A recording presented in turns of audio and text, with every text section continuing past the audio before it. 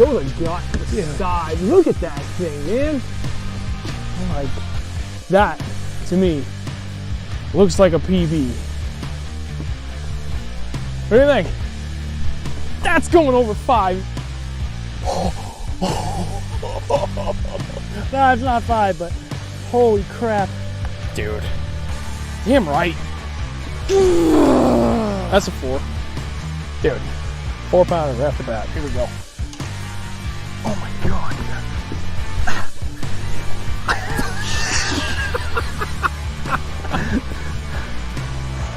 Dude. Good job, look at that. I have big hands. That thing's huge. Girthy. That's triple C thick. We're calling them today, boys.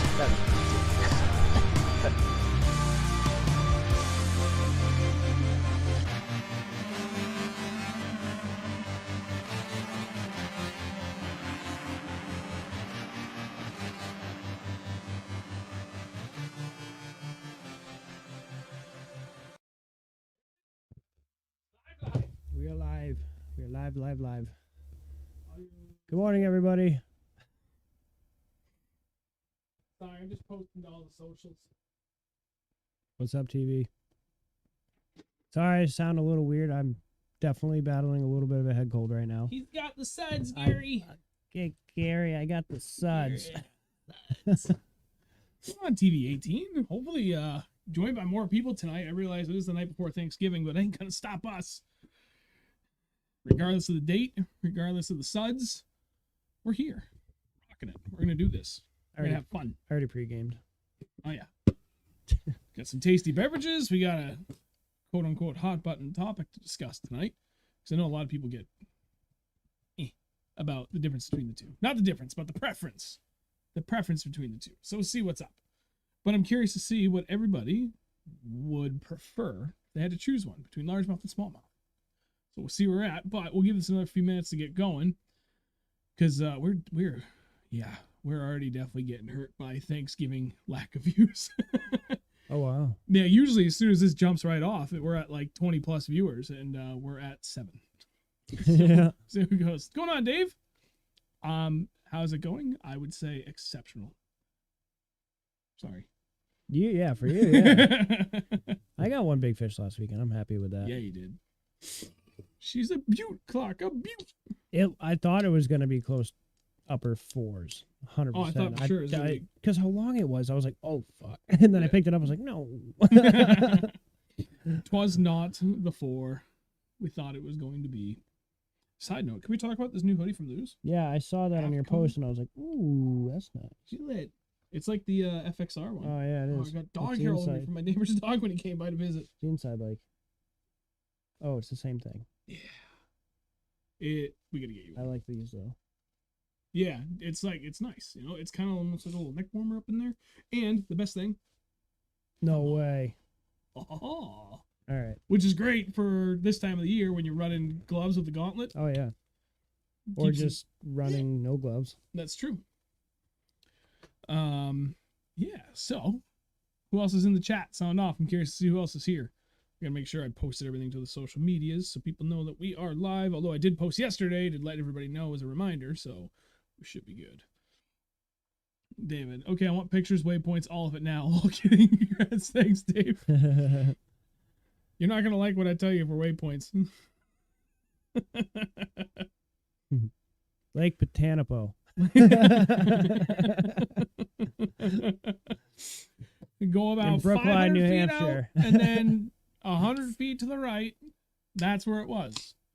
That's actually not a bad spot. No, it's not. It's actually a pretty good spot. All those pilings are. Cheers, buddy. Cheers to you. Thank you, for sir. being not sick and doing very well at fishing today. Oh, I decided. Cheers to me for sticking out at work and not going home. Cheers. I decided because even though I'm gluten intolerant of some kind, of some level, of some grade, screw it. Let's punish the body in celebration of the new PB today. You know, when that thing came up, when I really got to look at it, I was like, yeah, dude, that's going to be like a solid, like, not heavy 5, but like a heavy low 5. was my thought. I put it on the scale and it kept bouncing between 504 and 510. I was like, all right, I'll take the low. I should have taken the high. Nah, because then you'll get a bigger one next time. Exactly. I always take the low. Anytime it's bouncing around, I always take the low. What's going on, Brian? Did I say that yet? Fuck that. I always go high. Scale's off. It's reading low. I don't know. We'll kind of get going here in a minute. I think whoever's going to be here is probably already here. Again, I didn't even think about how Thanksgiving travels and plans for everybody may have impacted the show, but then again, I didn't really care because it's not something I cared to think about. If people are here, awesome. Just watch and drive. Right? It's not like people are skipping up because they're like, nah, we're done. It's because they're busy. But there are other people that still want to do this. I still wanted to do it, so screw it. We're still doing it. So, without further ado, let's do a recap of the weekend. I'll let you start with what we did on Sunday. Where'd we go? We went with Mr. Mr. Fish and Grubs. So we met up with our buddy Todd Grubb, Fish and Grubs on YouTube. And we went for, supposedly this place had smallies and largies, but we were going for smallies. As always. Especially this time of year. And we did okay. The quality and quantity wasn't really there. Me and you each got one big fish. Todd got a pretty good size fish. Yeah, his was like maybe around 2.25, I think was his biggest. 2.25, 2.5, somewhere in that window. Yeah. Wasn't bad by any means. No, not at all.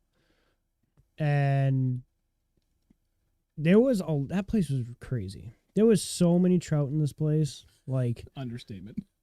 That phrase "stacked like cordwood" comes to mind when I think about what we saw out there. Seriously, like we'd be going over and there'd be absolutely nothing in like 15 or from shore to, I don't know, 20 feet. No, 25. No, it was like 30, 32 feet.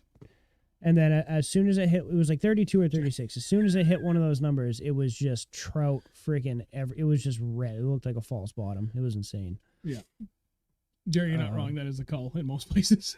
It was tough. We were fishing post cold front. Yeah. No, on the cusp of cold front. It got cold during the day. Like it wasn't that bad in the morning. Then it was day cold. 2 into the cold front because it was gorgeous Thursday and Friday. Actually, Wednesday was nice. It was beautiful Thursday. It was so Friday, and then Saturday and Sunday the temperature tanked. Right.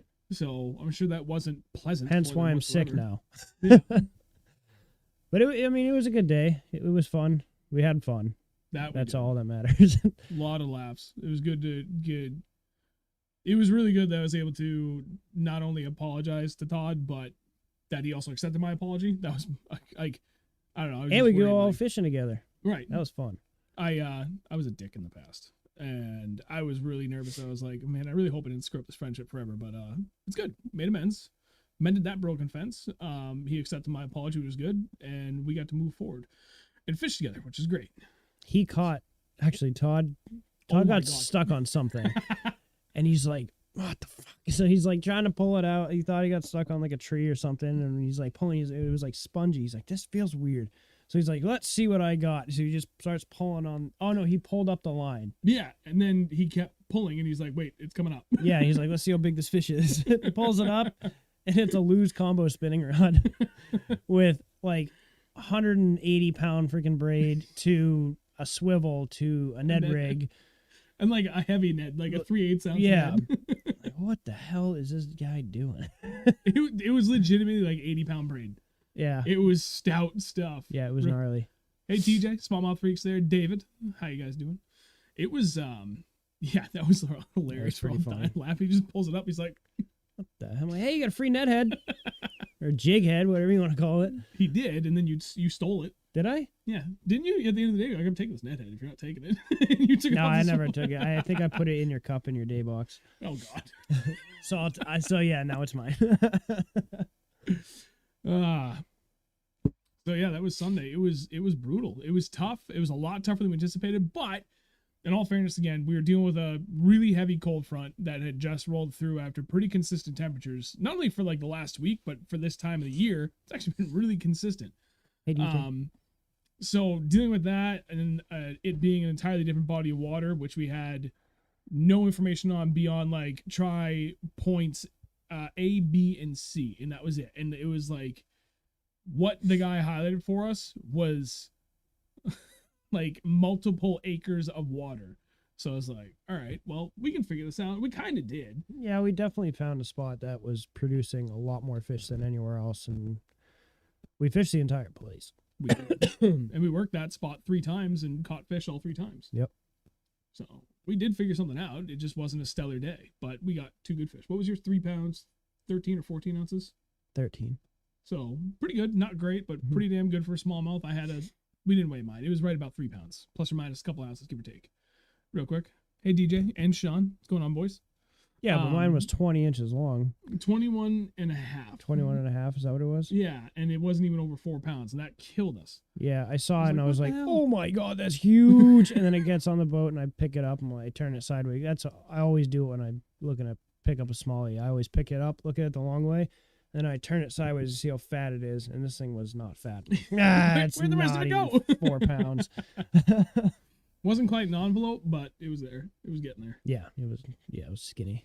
I should have been a 5-pounder all day. Oh yeah. What a big fish. Or at least a 4.5. Oh. You know what I mean? Like 4.5 to 5 pounds if that thing were filled out like so many other lakes we know. Oh yeah. That was like a candlewood fish. Yeah. Did you say what we were doing? Not specifically the baits or anything, but like the techniques, the methods, the methodology, the cadence that we locked in on. Not that you could really say it was a pattern. It was because it was working, but it was the bite was just so slow. It was like, is it really the answer? I couldn't really like pin down. I mean, we were catching fish pretty much all on jigs. Yeah. But super slow. yeah, I couldn't really pin it down if that was actually what they were eating because it was so slow, or if we could have got them on something else that we just haven't fully committed to. Right. I mean, me and Todd committed to that blade bait pretty friggin' hard for a while, and it didn't get bit. And then I tried Tamiki like hell. I Yeah. couldn't get them to eat that. That was frustrating. They kept sniffing it, but I couldn't figure it out at the time. I really think I should have just tied the A-rig on. Yep. I should have. I know I should have, but I didn't. I just didn't. Sean, literally everything I started the day with, I was replicating smelt. Real quick, Lisa, thank you very much for the congrats on the PB. And yeah, DJ, we do need to talk about that. Jerry, screw you. No, Jerry, I'll give you a fishing report from here in Florida. Fish have started to bed in Okeechobee, and they will come and go in waves from now till May I'm heading to Florida in a few weeks. for the salt. Maybe both. I want to try and do both. That'd be sweet. I want to try and do at least a day or two on salt and then a day or two on freshwater. Yeah. I want to go down there and fish with you, Jerry. I want to get down there on Okeechobee in the worst way. That's still a bucket list lake. I would love to fish. How far? Wait, I got to see how far Okeechobee. Maybe I'll meet up with you. There you go. Jerry got an open seat. You can go fish with him and Roland. Oh, that'd be cool. It'd be really cool. Just show up like, wait, I know you. Right. You're you guys are kind of accomplishing this whole bass fishing thing, aren't you? Right?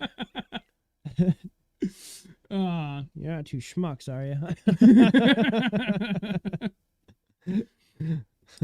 Grat wants to know where you're headed to in Florida. Jerry, there's a tournament on Lake June where I have a weekend house. There's a tournament winning weight was 29.55. Big was just 12.25. Good Lord. Oh, wow, that's actually pretty far from there. Never mind.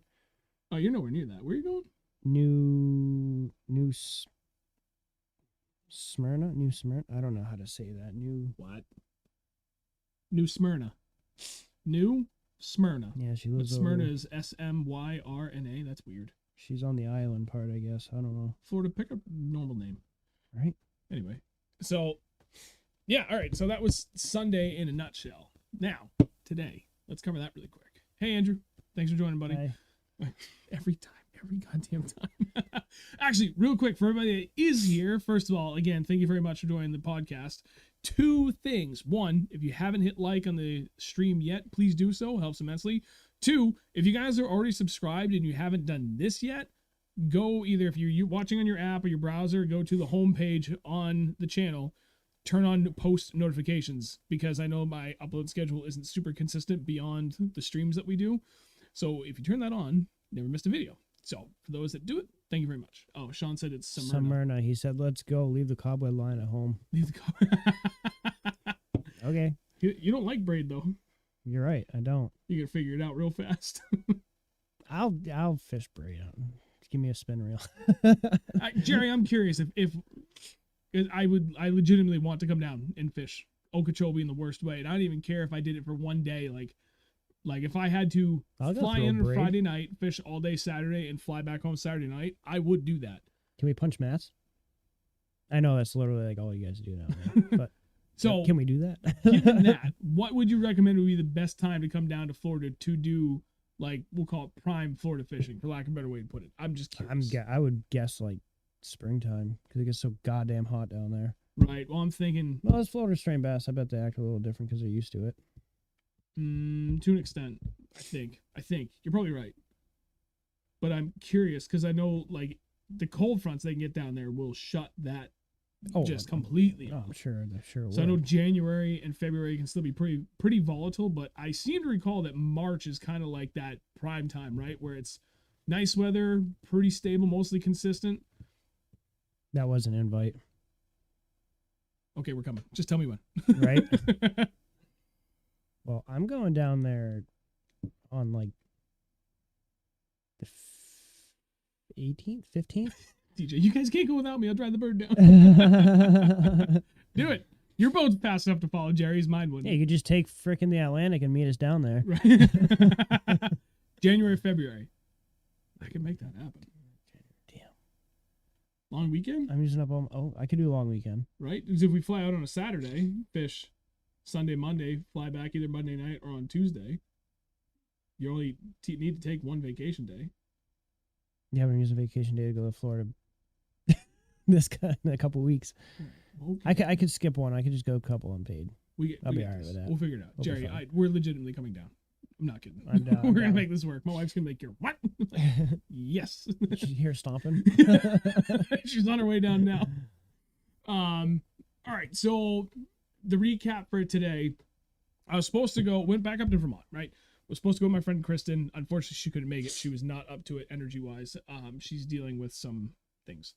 So, I just said, screw it, I'm going to send it solo. I mean, at that point, I was already 2 hours into my drive anyway, 126-mile one-way drive. So went up there. It's a big, deep, clear lake. It's loaded with largemouth and smallmouth. It's got a whole host of forage. It's got friggin' everything. But it seems to be much more prevalent in perch than it does smelt, even though there's a bit of both. So when we go, we usually are trying to target the perch and craw eaters. Although it's kind of weird. It's not, I feel like over here in New Hampshire, it's like definitively like all the smelt eaters over here and all the perch eaters are over here. But over at this particular lake, it's everything. Everywhere. Yeah, it really is. But I feel like there's a difference between the west side of the Connecticut River and the east side of it. Like fishery wise. Yep. Like it's like a definitive line. Like you'll get good fish in New Hampshire, but as soon as you get over to Vermont, it's like a whole different ball game. I honestly do think a lot of that has to do with the fact that Vermont has such a huge closed season to keeping all bass. Or that too, yeah. Like the quality is just astronomically better than New Hampshire. Oh, it is 100%. Yeah, it's just a better fishery, hands down. Not even close. It's not even remotely close. It's crazy. You legitimately have a chance to catch a 5-pound smallie in pretty much any pond and lake in Vermont. Oh yeah, and the sheer number of 4+ pounders is there is crazy. Yeah, DJ, I remember you saying that to me like one of the first, actually probably 2 or 3 times you and I fished together. That Vermont's like head and shoulders better than New Hampshire, and at the time I was like, he's probably right, but come on, how much better can it be? And it's way better. It's like it's head and shoulders better. So today, deep lake, a lot of rocks, a lot of good points, some good offshore humps, like everything you'd want to find for smallmouth, and that's specifically what I went there to target. Plus side, the largemouth will intermingle with the smallmouth in quite a few of the areas I know here. So game plan was smallies. If I stumbled into a largie, which I have done many times here, awesome. And it was abysmally slow. But first fish of the day was my PB at 5.04 pounds, which was pretty awesome. Congratulations. Thanks, buddy. Just slow dragging finesse baits on a heavy football head. I know we keep saying finesse baits. It's something that is just too good to share. So we're not gonna. You guys can figure it out. Although, in all fairness, if you watch the videos on our channel, like all our previous just like regular fishing videos, you'll see them here and there. We're not perfect about hiding these things, but I'm never gonna just freely give this information because it's good. It's really good, and it's been a consistent producer, not just in cold water. Period. And then with that, I was running the Demiki rig. I was running a blade bait, and that's pretty much it. And I was just throwing variations of all that. Couldn't get sniffed on the blade bait. That dragon finesse bait died like real early. I couldn't figure out what the hell was going on until I changed spots, thinking, okay, maybe this spot just like shut off or they shifted. I didn't know where they went. And next spot I went to, as I'm moving up to the point to fish, I look down. I'm like, that's a good mark, like 3 feet off the bottom in 40 feet of water. So I dropped the Demiki down. And Demiki rig, the idea is you don't want to go to the fish, you want to stay above it. So it's kind of like ice fishing in that regard, right? If that fish is down 35 feet, you want to bring that bait to like 25 to 30 feet down and keep it, 5 to 10 feet above their head. And you'll watch them on the graph come right up. It's a lot of video game fishing with this. First fish, I saw it, dropped the Demiki down, held tight about 5 feet over its head, and bit it just like that. It's like, okay. So I alternate a lot between dragging the finesse stuff and throwing the Demiki because dragging that finesse stuff has been the ticket for most of the time this time of the year. Couldn't get better on it to save my life. But every time I dropped down on a fish that was just either on the bottom or a little off, like if I marked them and I dropped down on them, they were coming up and reacting with the Demiki. And I really had to nail down that color combo to get them because the first 2 fish ate 1 color combo. And then I went through 6 more before going to my 7th and final color combo there, where I had to change to the... I'm surprised you didn't use that first. That's like my my favorite color. I know, but I sent you the picture of what I rigged up. That I did. cut up. Yeah. Because you gave me the idea from doing the drop shot. Right. And I forget who told us that. So I did the same thing. It's another thing I don't really want to share, but it's like a great bait that if you just trim it down a little bit in length and then cut it in half lengthwise, it becomes like a super finesse looking bait. And dude, they were rocking it at first. And it looked perfect for like the size, the color, the whole 9 yards. I wanted to give them something a little bit bigger. And it wasn't panning out. So, okay, well, next step would be the Magic Flick. It's perfect. The plastic formulation on that is ideal for cold water. And then it's the right size, and I got a whole host of colors, so bankroll is my go-to. And I dropped that down, and immediately, thunk, fish trucked it. Okay, well, that's got to be it.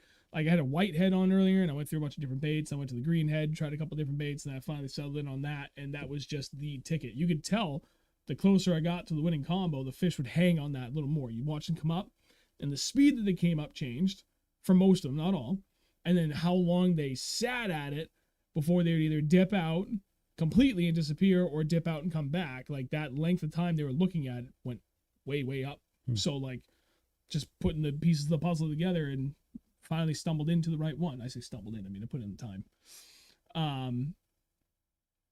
So, but yeah, and it was just, it was a grind. I marked plenty of fish, but I don't know if it was the cold front that we just got again or what. I mean, the wind was howling out of the north the last couple of days, and then today it slicked off to almost nothing. For the majority of the day, it was nothing.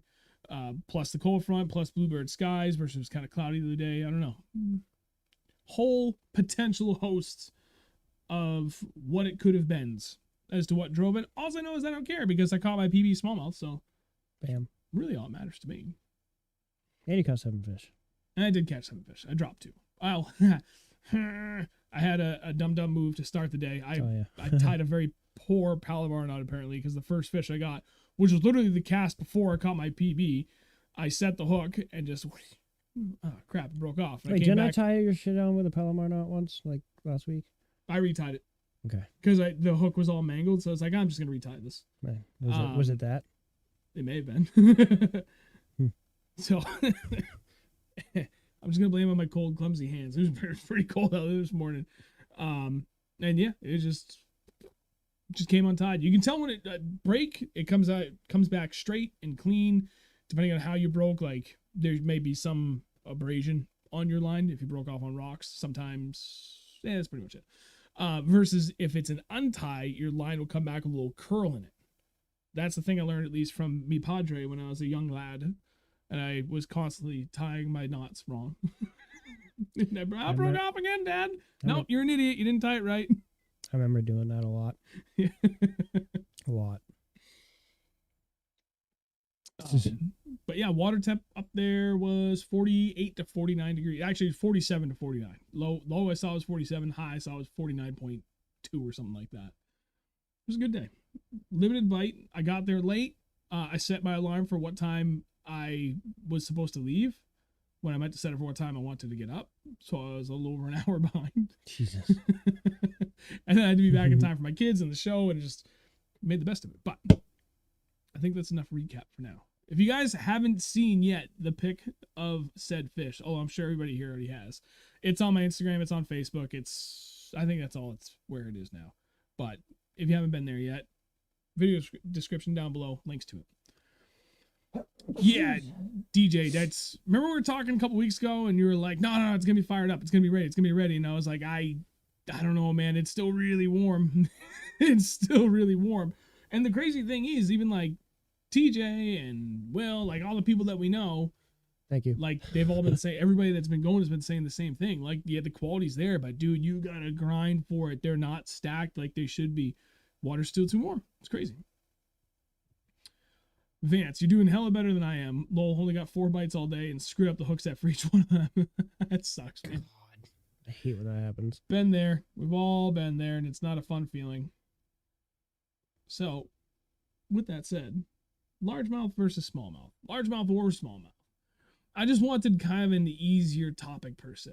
And I'm trying to get away from like picking a specific topic for these shows, but I don't know, just the idea came to mind because we're coming towards the end of the season year for the majority of people out there, not us.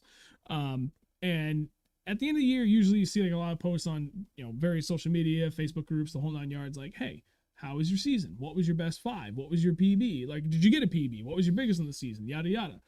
And this is actually a very abysmal year for size for me.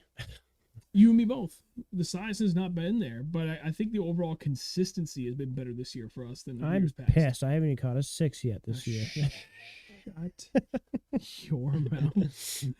Do you know how many fish in my life I have that are over 6 pounds? Oh. 4. Really? That's it. 4. I've got tons and tons and tons of 5s. But I've only had 4 fish over 6 pounds. I had never kept count. I only know because my PB for years was 6 pounds 4 ounces, and I got so close to 6 so many times. Every time I saw one that came up that was close to it, I was like, "Ooh, it's gonna be close to PB." And it was like 5 pounds, 14 ounces, 15 ounces, 14 ounces, 13 ounces, 15 ounces, 15 ounces, 15 ounces. Fuck. I caught so many fish that were 5.15. It was pissing me off. But yeah, then I caught that 6 pound 2 ounce on the chatterbait a couple years ago, and I really thought I was gonna break it. It didn't. Yeah, it was really close. Yeah, and then I caught my PB, my 7.5. Oh, buddy, I think I only have 3 fish over 6 pounds. I don't think I caught another. That's it. That's bad. I don't know how many I have. I don't get it either, because like I have been striving for the last few years, and this is so. It sounds like we're kind of like digressing, right? No, this is part of why I was curious as to what people think largemouth versus smallmouth. Which one you would prefer to catch?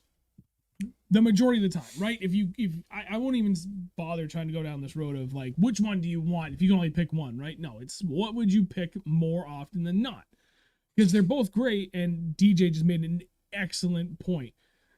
There's so many different ways that you can catch them that it's really hard to answer that, because in his point, punching mats for largemouth is one of the most fun things you could possibly do. Oh my God, it's amazing. But then like busting out the tickle stick and like getting super finessey and really trying to break down those subtle little clues to finally get like a giant smallmouth to bite too is also extremely gratifying. Ugh. Grat, screw you. Caught 3 over 6 on Winnie in July, same day. That hurts. But so like this is where the conversation kind of came from my head, like why I was curious. Why would you want to choose one over the other?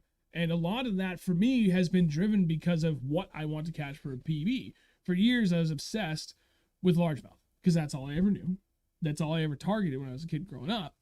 And my quality was going up as I learned more and more. And I kept getting so close to catching that PB that I was like, yeah, I like catching smallmouth, but I'm after largemouth because I want that PB.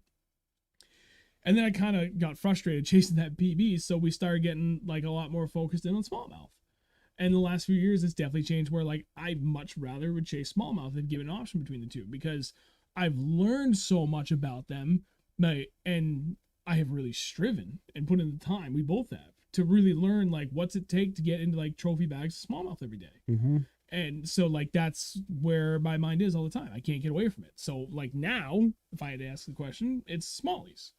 But that's like the high level area of where I'm at with this discussion. But Sean said, I think smallies are easier to catch, honestly. You just park on top of them, drop on their heads. And a lot of that I think has to do with comfort level. Confidence. True. You know, depending upon what you're doing, especially like different times of the year, it's at this point, yeah, I mean, it's you make it sound easy when you say it like that because it's easy. Not easy. It is not easy at all. It is now though because how much time have you and I put into figuring that out? That like we are so dialed in because we've seen so many different situations that for the most part, every time we go out there now for smallmouth, we know like 90% of the answer. So we just need to find them, and that's kind of the hard part some of the times, but they're pretty much creatures of habit this time of the year. Actually, I mean, at this point, we've done it so much now, we kind of know like general areas. So we've already eliminated 80% of the lake before we even got on it. Yeah, we got on there. We're just like, no, they're not here. It's going to be one of these three spots. Like, absolutely guaranteed one of these three spots at this time of the year. And sometimes we get lucky at spot number one. Other days, we got to go through all three spots and even sometimes a fourth or a fifth spot. But they're all kind of within that same realm of similarity for that time of the year. We've narrowed it down. So it's like, yeah, it's easier now. I know you didn't mean it like that. No. But that's what I just want to elaborate my thoughts on that. It's like it's because we have put in a ton of time to get to that point where it's like it's borderline easy, but it's still a pain in the balls. But yeah, Sean, finding them is like that can be the struggle for sure. Largies, I don't know. I like fishing for both. I feel like it just depends on what mood I am. If I really want to like try and break my rod on a fish, I'll go for largies. If I want to like try and like be methodical and go pinpoint something, then I'll go for smallies. But I don't know. I'm having a hard time. I've had way too much Dayquil today. Did we read through the rest of the comments? Vance, largemouth can catch them in many more ways and like big swim baits more. This is true. That's a big thing too that drives a lot of why people prefer one over the other is the ways they can catch them, the techniques. Right? Yeah, you can catch. I mean, largemouth. It's not like smallmouth where they're just only biting one thing. Yeah, but I don't know. We've also had days where the largemouth bite was extremely tough, so you move out deep and you go for smallies, you start cracking. Or the smallie days bite is tough, so we go in shallower and we go for largies and start cracking them. It all depends on the day and what you feel like doing. That's right. How I see it. That is one of my favorite things about living in New England. We have so many lakes and ponds and rivers up here that go to one spot. I'm here for largemouth. Guess what? Largemouth bite sucks. Okay, well, let's just go over to that side and go for smallmouth. And most of these places have good quality of both. Maybe not stellar in a lot of places, but good enough that it's worth the time and effort. And it makes for a fun day. You must be friends with Travis. Smallmouth because they taste better. It's great. Yeah, and Sean, you're spot on. For the smallies, once you find them, feeding frenzy. Yeah. True. David, smallmouth will be in a spot one day and nowhere near there the next. That's the other reason why I like them. It's a challenge. Like at the same usually time, in around 100 yards from where you saw them last. True. Those schools they don't trap. I mean, they can, but on like consistent, like nice weather days, that school will travel. I mean, they can travel up to like 500 yards, depending on the size of the lake, but they usually try and stay around the same area. Right. So. Yeah, they're not making like drastic moves, but no. Sometimes usually. One of the things that drives me, right, and this is the thing I want people to kind of keep elaborating, right? I know we're just kind of talking at random here, but at the same time, it's not. It's relatively structured. One of the things that I love about smallmouth and why, if I had to choose one or the other, I'm choosing smallmouth. They keep you on your toes. Today was a great example. Color is everything. I don't know how many times I've said that, and I will keep saying it, but especially for smallmouth, color is everything. Today was another shining example of how important that is. I started the day with a white head and a smelt colored Damiki rig setup. First two fish, boom, boom. Missed the second one, but the first one trucked it. And then the fish changed. I kind of had like a 20 to 30 minute window between that last fish I missed and then picking the Damiki rig back up. I couldn't get them to bite. So change colors a little bit, right? Get another color. And okay, now I'm getting a little bit closer, but nothing happened. And then change color again. Yeah, no, we're working backwards. Change another color. Get a little bit closer again. And then finally land on the bankroll from Beast Coast and a green head too. That was a big thing. Going from white to green and just clicked again. So first thing in the morning, it was white and smelt color pattern and just clicks and I get into them.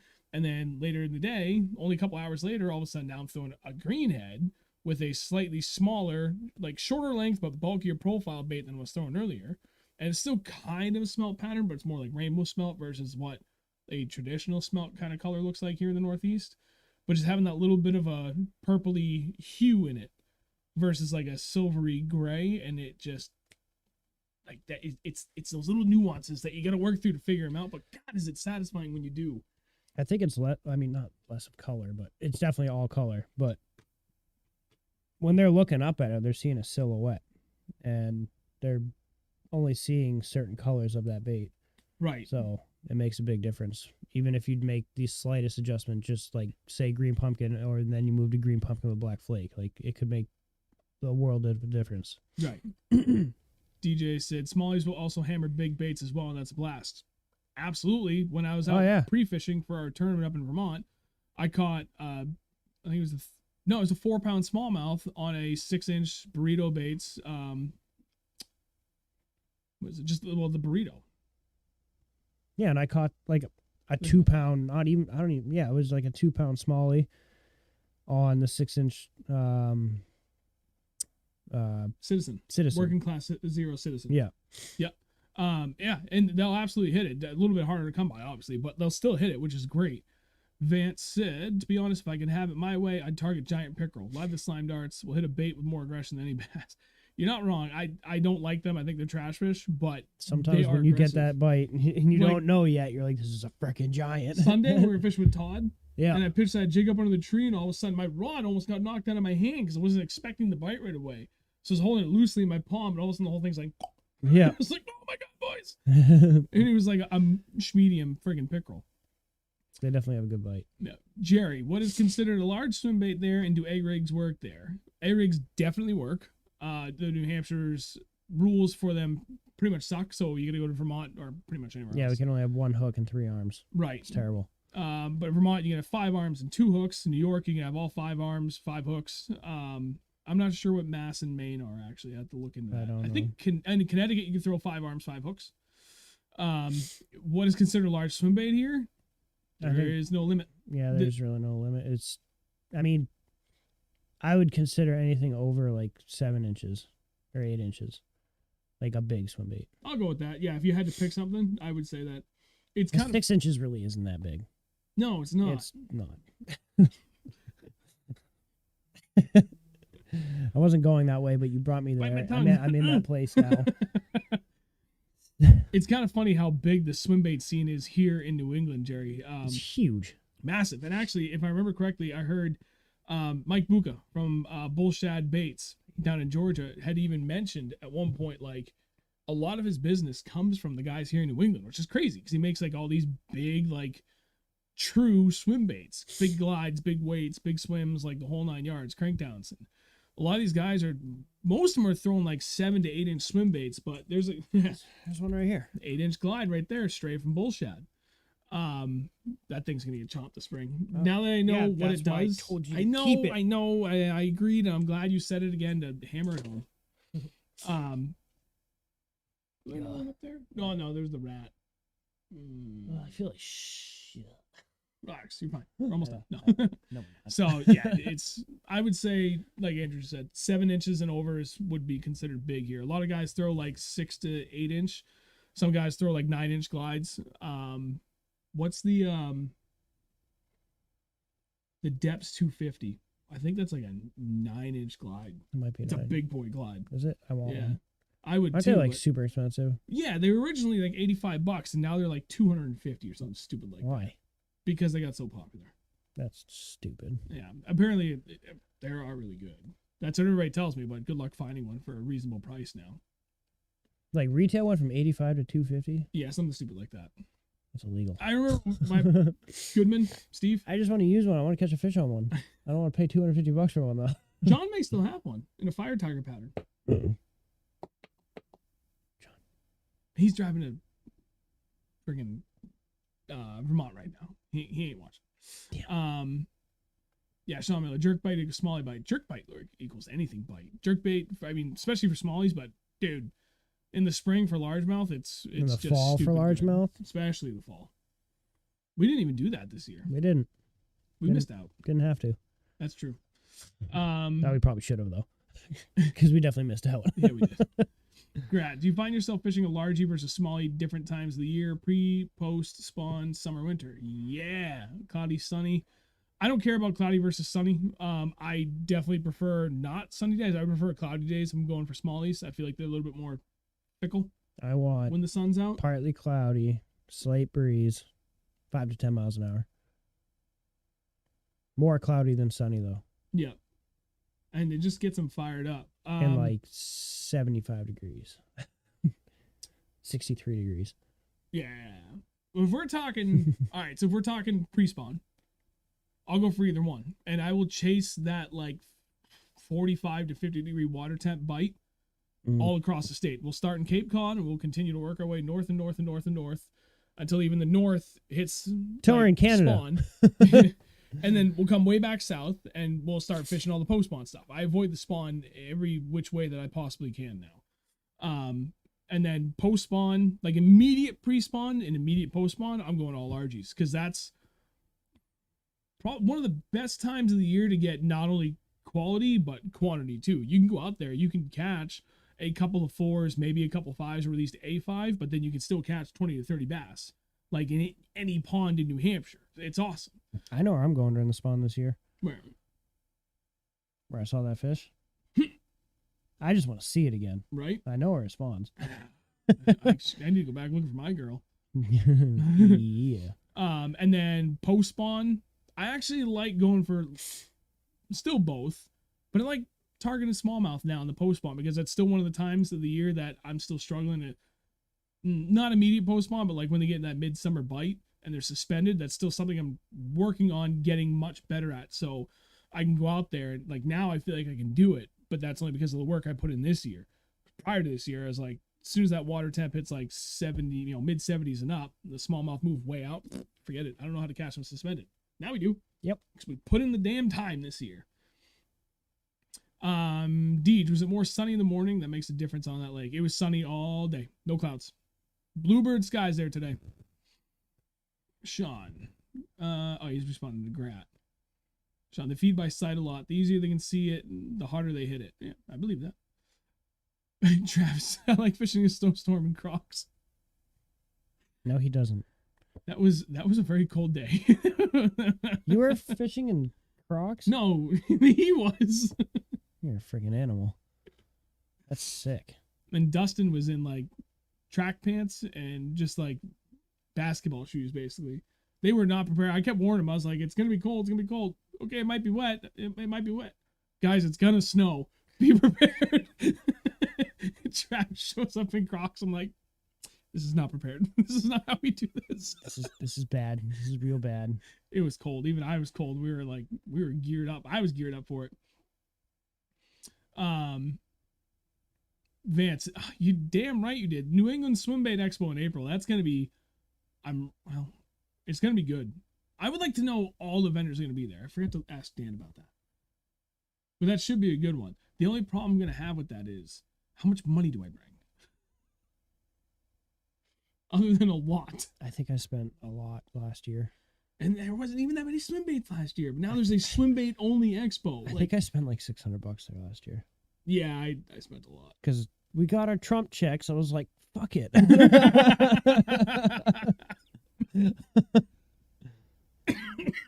I'm dying. Yeah, it's gonna be a problem. I'm not sure how much money I bring. The problem I'm gonna have with it though is like which line do I pick to be in for certain baits. The New England Expo is going to be the real hard one because Piz is going to be there. And if you want to get a Piz bait, that's like one of your best bets to get it. I'm not going to do that. I know, because you have to be there in line so early. And plus, we're working with John in the booth. Because I really don't care that much about the big swim baits. It depends. Like, I want another good crankdown. I want more crankdowns. I want a nice wake. I mean, a nice glide. That's all I want. I just want a good, big glide. Then just get a bull shad, because he has them readily available on the site, like, more often than not. And they're one of the best glides in the game. Yeah. We'll see. Fine. I just gave you an easy I know. answer, easy solution. I know, but I'm probably just going to go cheap out and buy like 6 like $30 or $40 ones. Hey, if they work, they work. They do work. Jerry did say, it's huge here. We use big California baits here. They go for like 150 each. I'm curious, what baits, Jerry, are you guys typically using down there? Vance, 10-inch and 6.5 ounce for the depths 250. There we go. Okay, that was pretty close. What's going on, John? Thanks for joining, buddy. Big boy. Yeah, DJ, the last expo I saw you guys at, I got a boat.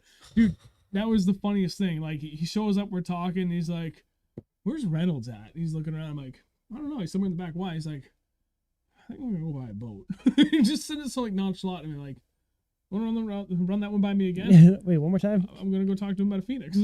And he was over there talking to him for like 2 hours. And guess what? He has a Phoenix. He does have a Phoenix. It's a beautiful And Phoenix. it's sick. I love that color. The black and purple. Oh, yeah. Oh, it looks so good. It really does. I like how he did up. Damn, that thing's outboard. fast. Holy shit. That thing is so nice. Fast as fuck, boy.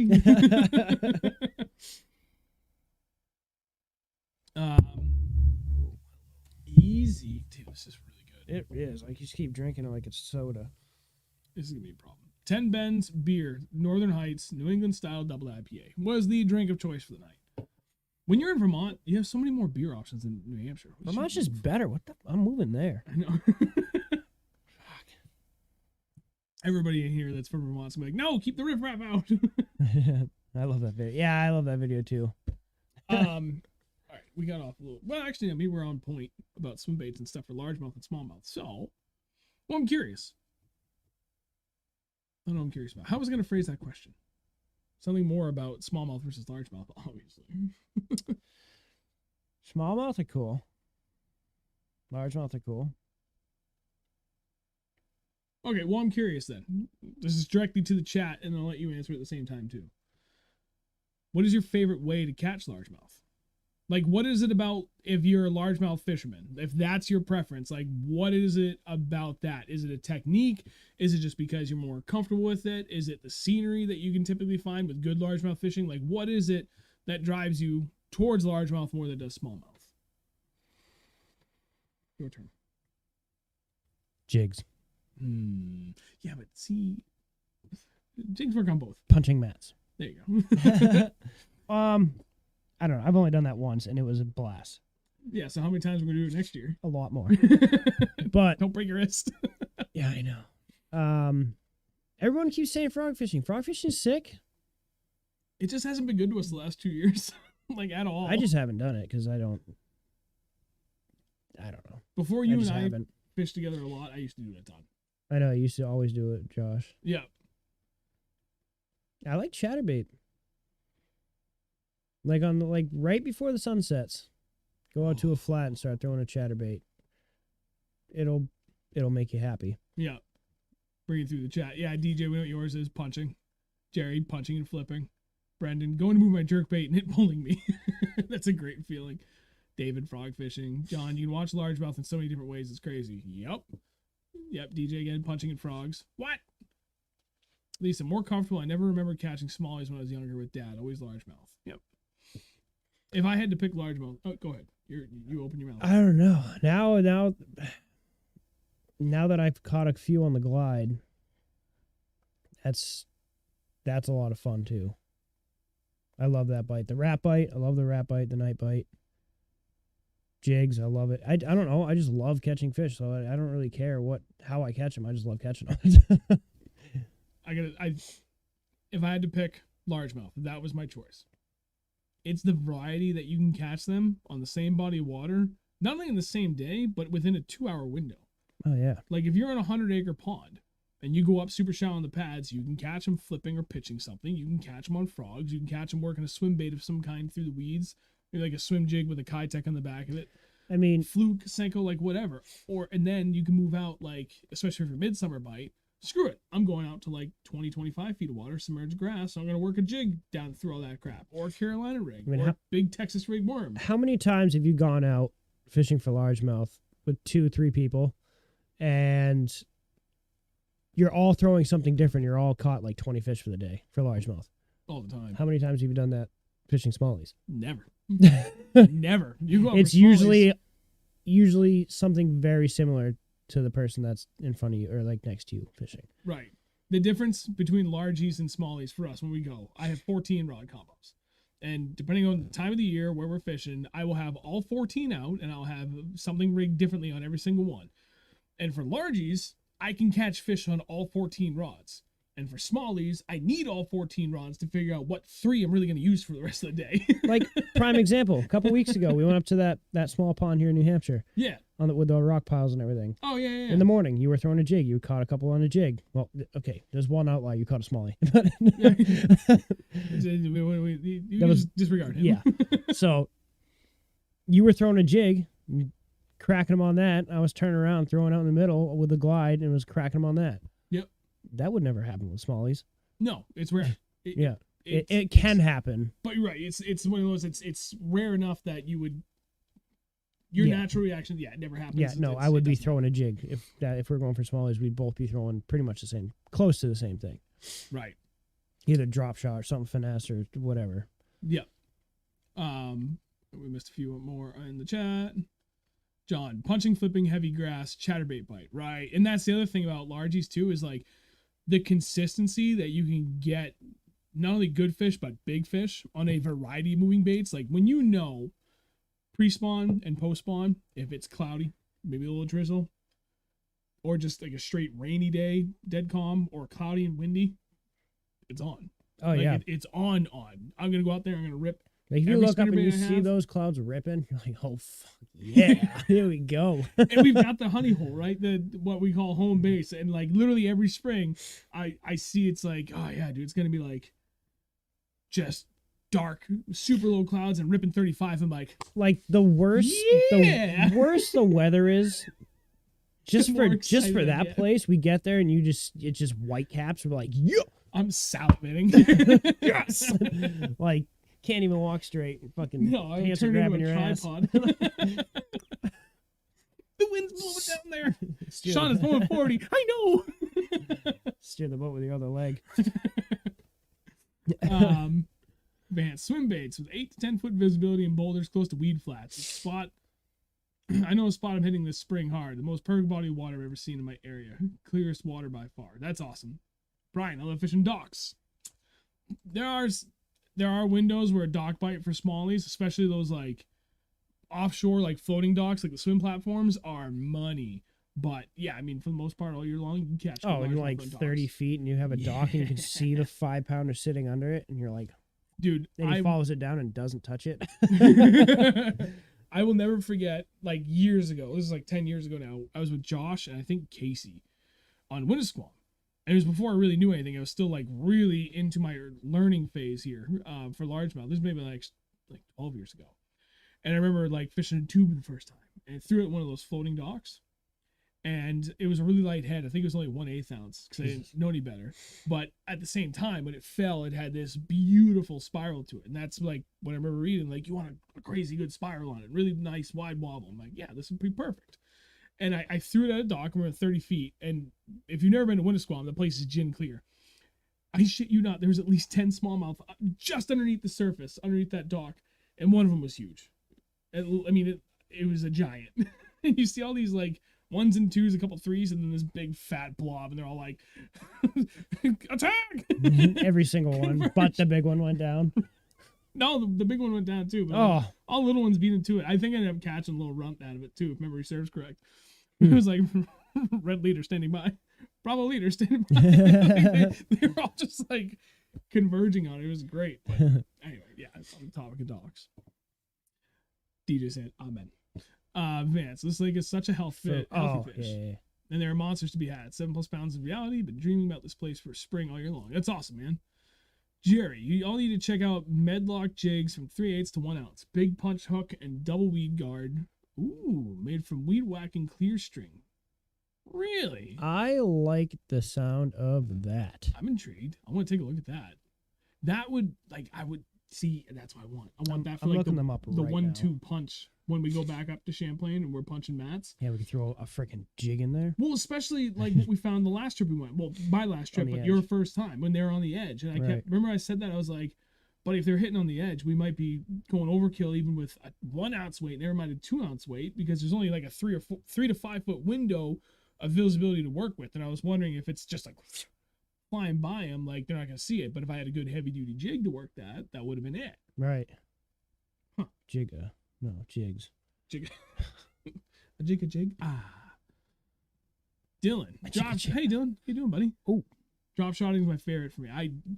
What about Tamiki, though? You guys did great during the state championship qualifying tournament with that Tamiki rig, which, by the way, I killed it on it with it today. I looked up Medlock and it came up with Beast Coast. Well, Beast Coast has their the double wide, the battle flip, I think, if memory serves correct. And that's the first thing that came to mind when Jerry was talking about the Medlock jigs, because the Beast Coast has a double wide brush guard on it. I have used one. It's not something I would typically like to throw because of my style of fishing. And in New Hampshire, I don't know, we really don't run into that many areas where I feel like I need that crazy of a brush guard on a jig. But it works. Thing's amazing. Oh, yeah. Oh, yeah. They knocked out the park with that one. Dave, I feel so old. I fish with live worms and crawlers half the time. Nothing wrong with that, Dave. Do whatever you want to get out there and catch fish and have fun. Sorry. Wow. Interesting. You know what you know what I like about that? That's basically what they do with the brush guards on that, where it's got that gap in the middle. Yeah. Is essentially what Kyle does. Yeah. But they just incorporate it into the head. Yeah. We did like a largemouth special stream way early on in this series. I think it was like the 5th episode. And our buddy Kyle, Slaunch Beast Crew on Instagram, joined us. We were talking about like jig tips and stuff. Maybe it was the jig episode. Not largemouth. I don't remember. And he would use, what was it? The rubber bands for braces? I think it was. I don't know. It was rubber bands or wires. I think it was rubber bands. Yeah, but he basically like go right down the middle of the brush guard and then pull the rubber band around the head so it would just split it a little bit to expose the hook point. So you still get the benefit of the brush guard doing what it's supposed to when you're working through brush, vegetation, or what have you. But when it would deflect, you had a better chance of the hook doing what it's supposed to, right? Catching the fish. Yeah. So it was a neat little trick. Yeah, Jerry, I just looked it up. They look good. I'm most likely gonna get some of those. They look real good. Yeah. How up to 1 ounce, or can you get more? I would like something up to like 1.5 or 2. That'd be awesome. I have a hangnail that has been bothering me this entire. You should just rip it off. I ripped mine off. Yeah, I'm not gonna do that now. That right there is like when you tell your kids don't do drugs. Why? And you point to some junkie going on the street like some tweaker, and you're like, I won't ever do them. Is that inappropriate? I don't know. A tweaker? No, that's fine. You can tweak all you want, just don't talk to me. Jerry, we use the clear weed whacking model they sell, not bristle. You looked at the wrong one. Those are the bristle ones. I forgot about the weed whacker ones. Come on, you dope. Yeah, stuck. Hold on. I I'm don't know where they are. curious. Okay, so we talked about largemouth. Now I'm curious for the smallmouth side of things. I already kind of elaborated on it earlier, but again, I want to hear from the chat. Like, if you, out of the two, if you're like, yep, no, I'm locked in on smallmouth, like, what is it about smallmouth that would drive you that way? I'll let you go first on largies. I'm going first on smallies. Again, I already said this, but I will reiterate the point. For me, it's an ever-evolving chess match, and the rules change every day. That's the way I always explain bass fishing in general, but especially for smallmouth. The rules don't just change every day, they change hourly. Color is everything when it comes to smallmouth, and it's so important that it will change multiple times a day some days. But if you can get comfortable fishing that diversely, where you can make those kind of changes that drastically, that consistently, that confidently, where even on the same spot within a 2-hour window, you've same technique, but now you've gone through, like I did today, 7 different color combinations. The first one worked, all of a sudden that stopped producing, all the rest sucked, and then finally you get all the way to number 7, lucky number 7, all of a sudden is the one that, like, yep, that was the combo that got them to start biting again. That's awesome. Mm-hmm. That's what I love about smallmouth fishing, which, all in all, if I had to choose, I am choosing smallmouth. There's so many different ways to catch them, but it takes a lot more time, effort, and patience to dial that in. Plus, pound for pound, they're just such a better fighting fish. Oh, yeah. Like, when you hook into a tank fish, before the stream started, I should have pulled up that one clip. I showed Andrew, I pulled down all the files from one GoPro from today. I had 4 of them running just for myself, so I was able to pull down everything off the memory card onto my computer just from one. So I wanted to see it, because when I set the hook, I like threw my whole body into it, and I remember what at the time felt like my rod was doubled half over. Yeah, it looked like it was. Was it doubled half over? Oh, fuck, sure it was. And I remember, like, when I hook into a big fish, and I'm sure everybody else has done that, and you're like, you look at the rod tip, like, for movement, like, am I in a rock or is that a fish? And I remember looking up, And you feel the hook. and I look down, and I look up, and then I'm like, oh god, it's a fish. Like, dude, when you hook a big smallie, I don't know, I've caught now. I thought mine was a perch. Right.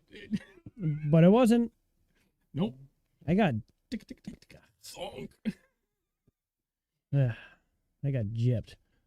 You did. Yeah, well, and that is the downside. Like, I don't think I've caught a single big largemouth, we'll say like 5.5 pounds and bigger, that just kind of like bleh, like rolled over and came up like a wet noodle. Yeah, no, you don't usually. They use their weight. Yeah, even that one I caught our second trip out this season, my 5.15 pound largemouth, water was still like 38. And he was still fighting. Dude, he fought like a champ. Yeah. He fought like anything in the middle of the summer. Mm-hmm. But man, when you catch that smallmouth I caught, the 5-pounder, that thing, I thought it was a perch, and he's like, yeah, just set the hook. I'm like, okay. So I did. And the rod was just, yeah, it, buddy, help, help. But then it just came up, and then I just like water skied it across the top of the water pretty much, and then it went in the net, and I was like, oh, all right. Yeah. Oh shit, that's big. Like, I'm not saying I'm disappointed, but I'm disappointed. And that is the only downside for the fight. Because that does happen sometimes. Our friend Kristen, her PB last year was 6'1" or 6.1. Smalley. Yeah, and she said the same thing. It was in like 17 feet of water, I think she had said.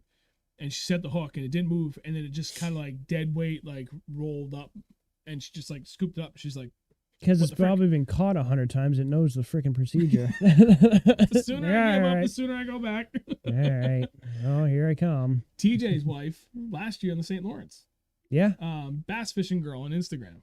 Did I get that right? Caught a 6.5 or 6 1/4. Yeah, I think it was 6 3/4. Or 6 3/4. Okay. Smallmouth on the St. Lawrence River, and same thing. It just like bleh, rolled over and just she just like pulled it up like she pulled up an anchor. Yeah. My smallmouth today, I swear to God, I heard it crack its neck and knuckles before it turned. Because I set the hook, it didn't move. All right, game time. Pretty much dude, it looked, in the video, dude, it looked like it just didn't, it would like suction cup to the bottom. Yeah. There was a good 3 to 4 seconds where it straight up, like I looked at my rod, looked forward, looked at my rod, and then boom, boom. And it seriously, like, if it was a cartoon, it would have been him eating it, me setting the hook, and like you just did, just, all right, bitch, let's go. And it didn't run fast. It just pulled, like hooking into a friggin' bulldozer. Yeah, that was a good one. It was like that. It jumped a few times too. Yep. I don't know that I would have actually landed that fish if I didn't catch it on my jig rod. That I just happened to decide, screw it. For this cast, I'm going to throw my heavier duty setup. Even though I'm dragging this, like, we keep talking about finesse baits, right? Finesse dragging stuff on heavy football heads. Most of the time, I like throwing it on my, like, heavy duty spinning rod setup, but it's still light. It's 10-pound braid to 10-pound fluoro. Those smallmouth don't give a damn. Andrew's caught plenty of big smallmouth this late in the year in cold water with 20-pound straight fluoro. They don't care about line weight. Yeah, they don't give a shit. So I had all of my go-to stuff tied up with all these finesse dragon stuff that I wanted to, including my go-to jig rod, right? It's a 7.2 medium heavy fast rod, straight 15-pound Seagar Tatsu fluorocarbon. I was like, I mistied my first one on my braid leader, so I lost the hook, retied it, and I was like, nah, screw this. I'm picking up my jig rod, bombed it out. So like when I got a good hook set, I got a good hook set. That fish wasn't going anywhere, and I could like finesse her, but still horse her in. Like when she started going up, just bury the rod and like turn her head, like no, you go this way. Right. And then when she started to like try and pull, I'm like, yeah, that's cute. You can try all you want. I've pulled the boat to shore trying to break a jig out of a twig with this tattoo. Yeah. Good luck. Yeah, right. All right, what was it? Brendan, the way they hit that A rig, I wouldn't know because I still haven't caught a smallmouth on an A rig. That's pretty cool. I know. I've caught one.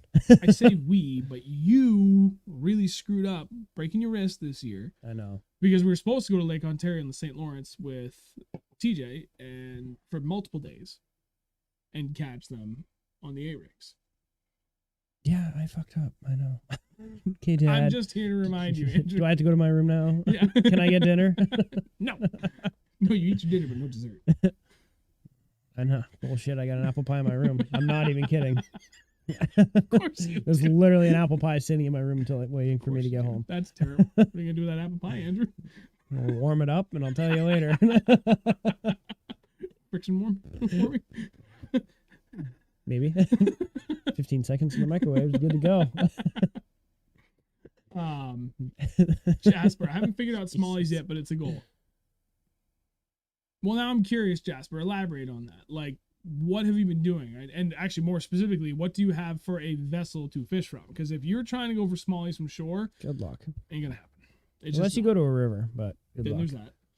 But yeah, if you're not fishing river and you don't have a vessel to get out offshore,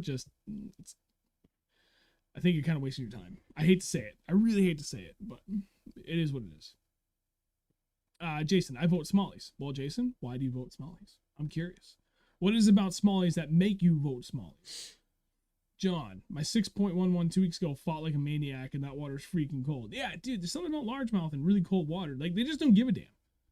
They really don't. Like, the only thing that slows down about them, until the water gets into like 35, like that 35 to freezing window is really the only time they fight like a wet boot.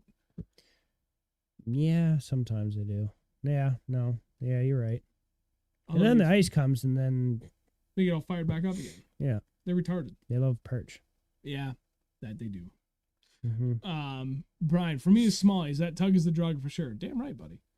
Jasper, I'm on a kayak without any electronics. Finding fish deep is impossible for me because I can't see further than the visible water. Dude, I'll give you my fish finder. I'll give you my fucking Lowrance I have. There's that. One. Two, I'm just trying to think, like, for smallmouth, having electronics is important to a degree, but you don't necessarily need sonar to really take advantage of it. Having at least some form of knowing what depth you're at. Honestly, if you ice fish, just go get a flasher. Yeah, then there's that. That's easy. Just throw it over whatever you have, a kayak, boat, right, little John boat, whatever. The Garmin Striker 4 that I got for ice fishing, $250. It's way over there. I moved it. I had to reorganize to make room. $250. That'll fit like basically right in your lap, and you just throw the friggin' deucer overboard just to get, at the very least, depth. You can even mark fit. Me and Keith, I don't know if Southern Hampshire, what's his SNH Angler or whatever? SNH Angler. I think it's SNH Angler. He's always on here. Me and him took my little John boat out, or maybe it was his canoe out, and we literally used his Garmin flasher, and we were sitting there with our ice rods and catching panfish and bass off the side of his with using a flasher. It was sick. And it was like, I think it was still summer. Maybe it was the fall, like the beginning of fall. It was like, I remember it was probably like 60 degrees outside. It was a blast. It was so much fun catching like bluegill and perch and stuff on ice gear in the middle of the summer. Like, it was sick. So much fun. But it worked. We actually found out stuff about that pond that we had no idea about. And there's a lot more potential in that pond than I thought there was. Yeah. At the very least, when you're going for smallmouth, like, yeah, if you can get one of two things, bare minimum, either something like that, a flasher, right? So you can at least know what depth you're at, and then you can mark fish actively. That's huge. Or some form of charting. And there's plenty of apps you can get, like Navionics. And granted, the information they have is limited to a degree. But you can get Navionics and pay for the subscription for the map on your phone. And it will show you not only the position you are on the body of water in your phone, but it will actually also give you an arrow to show your heading as well. That alone can be enough to help you out there in your kayak when you're out there for smallie fishing. Oh, the heading is like everything. Right. Because when I'm looking on the back of your boat and yours is all wonky going like this and shit, I'm like, dude, I don't know what the fuck I'm casting at. Then I go out front and I look at the 360. I'm like, there it is. Jesus Christ. I don't know anything. But if you can at least know, like, roughly where you need to be for contour, right? For depths, if you have some sort of contour map on you and you can see where you are on it, is it going to be 100% perfect? No, but it's still going to be within, we'll say, even 80% close to perfect.